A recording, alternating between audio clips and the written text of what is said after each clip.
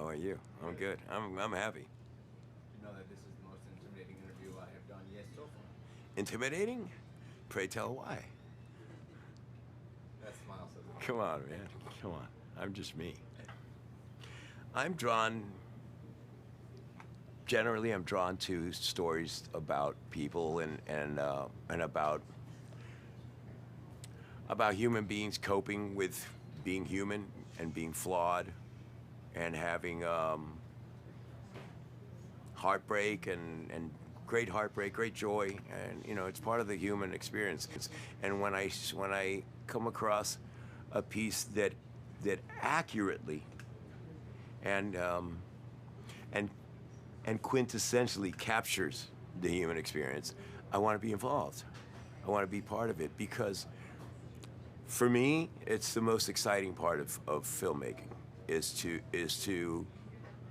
show the mirror to society, to ourselves, to show us what we're like and who we are and where we've gotten to or where we've come from, on this planet. And I found the writing to be very, very, very to the point and very modern, very, very immediate,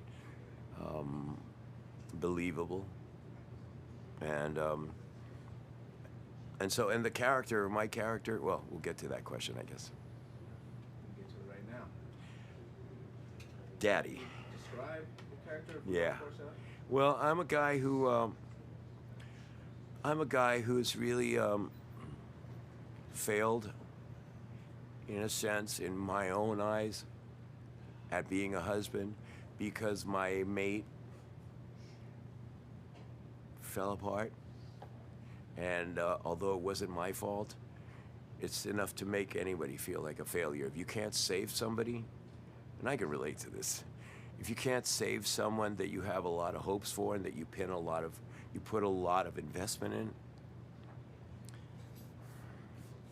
if you can't save them single-handedly, you feel like a failure. I can relate to that. And so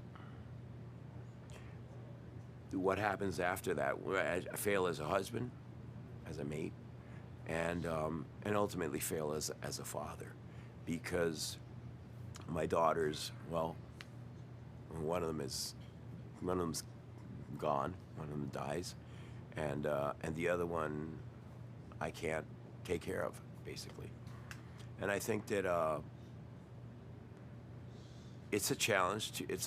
And it's therapeutic for me to play a person who's broken, and this man is broken and still hanging.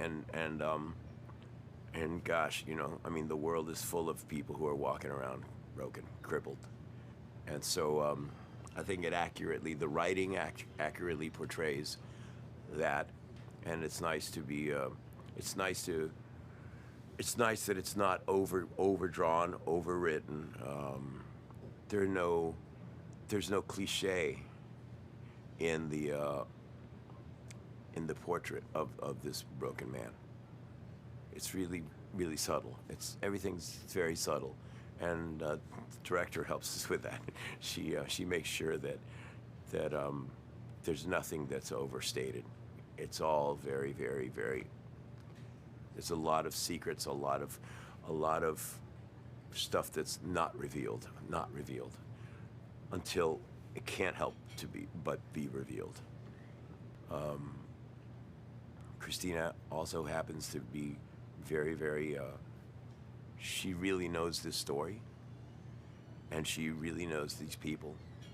So walking into it, as an actor, you feel very safe. You feel very nurtured. Very, very.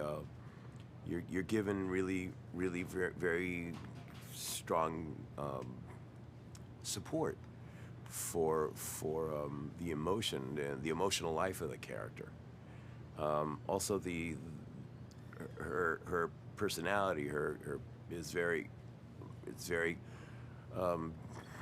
It makes it for a very fun and very relaxed relaxed situation. There's no stress. There's no stress, there's no pressure, there's no expectation. All those things that you hope to avoid in a creative situation are not here, and that's due to her. I mean, mostly because it's her personality. She's the captain of this ship. I like the fight scene today with Ryan.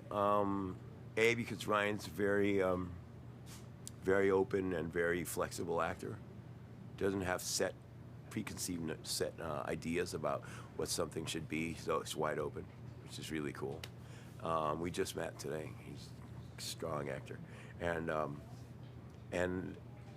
being a very physical guy, which he is, and me being physical, it could have become something that it didn't need to be. And I think that I like the feel of it today. I like that it's a sloppy scuffle between two men who really don't have anything against each other except what they've heard. It's not like it's not like a bar fight where someone insults somebody. It's really just a preconceived notion of the enemy or the obstacle in someone's life. And it's posturing, mostly from my point of view. It's mostly childishness, really. It's just my childish way of dealing with being wrong, because I'm caught being wrong. I'm totally in a wrong place at the wrong time, and giving bogus information to my daughter. And I really am so embarrassed that that's the only way I know how to deal with it, is by deflecting, and by throwing it on someone else. Maybe it'll take the attention off of my flaws. But I loved it because it was sloppy and just like it's just nothing, it just like happened and it's over, that's it. And there were no punches thrown or anything. It's just like, what are you doing, fighting, And it's just anger. It's just like misplaced anger. It was dynamite. It was really cool. When I read the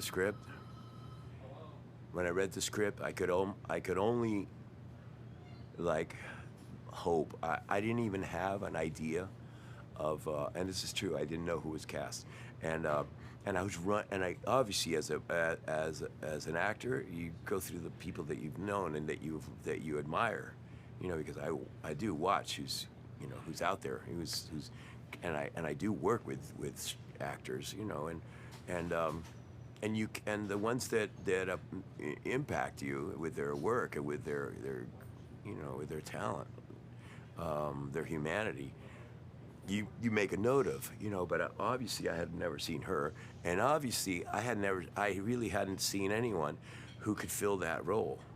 I was so in the dark today when I was arriving here today in the morning. I was just like, wow. And I had read the script again, and just to like make it really, really fresh, the story, because the story it moves me a lot, and I'm just thinking, how could they get someone with that emotional capacity, to play that role, to play Sarah? Of the people I've seen, of the girls, the young women that I've seen, who can play all the colors, all the ups and downs, the highs and lows of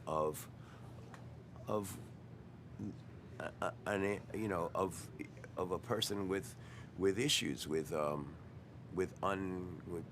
lack of closure, lack of answers in her life, and in other words, a real human being.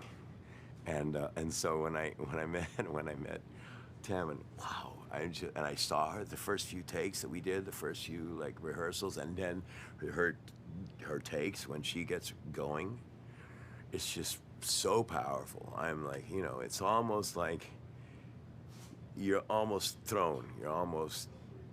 I have to really lock in and just be like, really be me, be my character, be Rudolfo, and or else I'm just watching her, I'm just watching her go, The audiences are gonna go crazy with her.